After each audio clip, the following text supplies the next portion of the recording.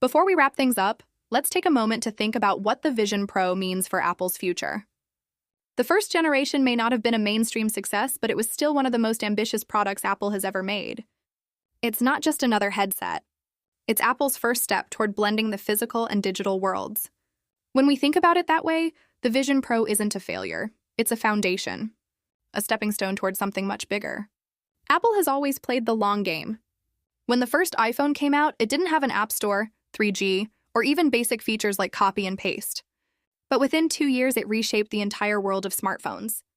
So when we look at the Vision Pro, we might be seeing the same kind of evolution.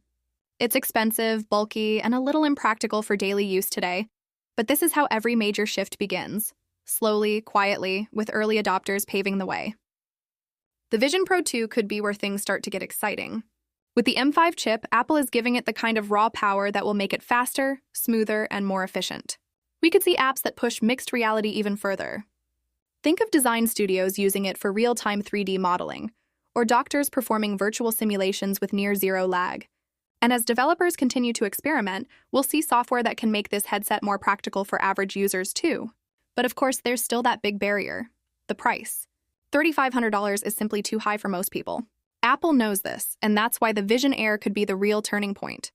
If they manage to launch it around $1,500, it might finally give the average user a reason to try it.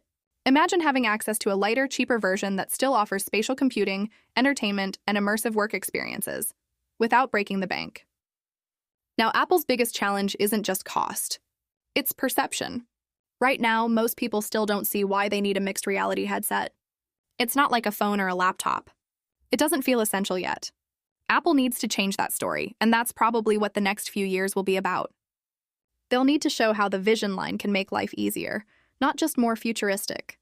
For example, being able to sit at your desk and see all your apps floating in space, or watch a full-size movie on a virtual 100-inch screen from your couch.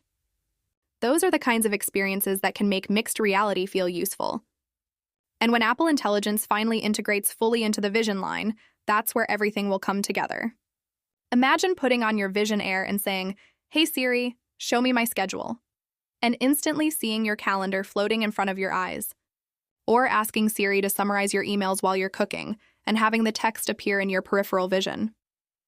This is where we move from technology that just entertains to technology that actually assists. The Vision Pro 2 might also bring small but important improvements, like better comfort, lighter materials, and longer battery life. These may sound like minor upgrades, but for something you wear on your face, they can make a world of difference. Apple knows that for the Vision line to succeed, people must want to wear it for hours, not minutes. So every gram saved, every extra hour of battery life, and every improvement in cooling counts. Now, when we look beyond 2025, the roadmap becomes even more exciting. The XR glasses in 2028 and 2029 could be Apple's most important move yet. That's when we'll likely see mixed reality truly become mainstream. Glasses that look and feel like regular eyewear, but connect seamlessly to your iPhone, giving you augmented information, navigation, and even live translation right in front of your eyes. That's the kind of product that can change everything. But getting there will take time. The Vision Pro is the laboratory. It's where Apple experiments. The Vision Air will be the bridge, bringing the technology to a wider audience. And finally, the XR glasses will be the destination, where spatial computing becomes part of daily life. Some people say Apple is late to the AR/VR party. Meta, Samsung, and others have been working on headsets for years. But Apple isn't trying to win the race to release something first. They want to release something better. That's been their strategy for decades. Whether it was the iPod, the iPhone, or the Apple Watch, Apple has always entered an existing market and then redefined it. The Vision lineup might just be their next big leap. There's also something fascinating about how Apple approaches hardware and software together. While competitors often rely on partnerships, Apple builds both. That gives them an edge in creating deeply integrated experiences. For instance, FaceTime and spatial video on the Vision Pro already shows how powerful this can be. Talking to someone feels almost physical, as if they're sitting right across from you. Imagine what this will feel like once more people own Vision devices. It could redefine virtual communication. But again, all of this depends on one thing: adoption. Apple needs more people to try it. Maybe that's why they're expanding the Vision lineup globally, introducing smaller versions, and offering enterprise solutions for industries like healthcare, design, and education. The more people use it for real-world tasks, the faster the Vision ecosystem will grow. If we think about it, the Vision Pro isn't just another Apple product. It's the start of a new platform. Just like macOS and iOS shaped personal computing and mobile computing, Vision OS could be the foundation for spatial computing. Developers will build apps that take advantage of space, motion, and depth. Artists will use it for immersive creativity. Educators will create new ways to teach complex ideas. It's the beginning of a whole new category, and we're just witnessing its first few steps.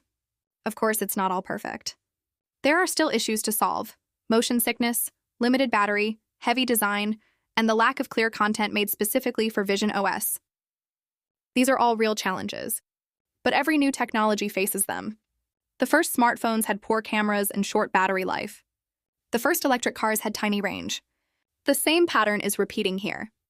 The exciting part is seeing how quickly Apple can iterate. By the time we reach the Vision Pro 3 or Vision Air 2, these problems might already be gone. The devices will get lighter, faster, cheaper, and more useful. That's the Apple way. Every generation improves quietly but consistently until suddenly everyone wants one. And let's not forget the entertainment potential.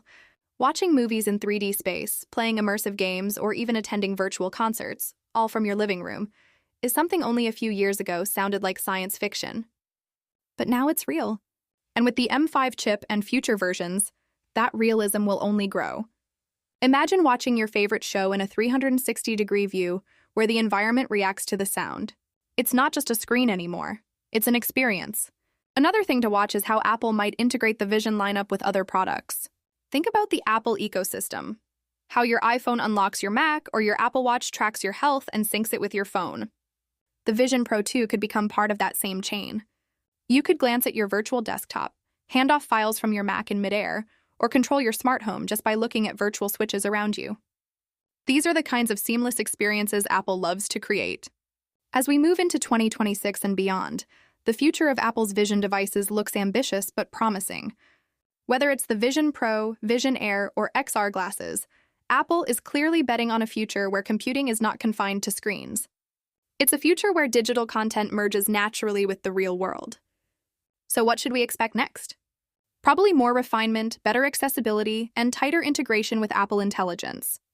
When those elements come together, the Vision ecosystem will finally reach its full potential. By then, we might not even call it mixed reality anymore. It'll just be reality. And that's the fascinating part. The Vision Pro 2 might not be a must-buy for everyone, but it's a glimpse into what's coming. A hint of how Apple envisions our digital future. A future where we don't just use technology, we live inside it. So whether you're waiting for the Vision Air or dreaming about those XR glasses, one thing is clear: Apple isn't done yet. They've only just begun shaping the world of spatial computing. And as history shows, when Apple commits to something, it's only a matter of time before the rest of the world follows.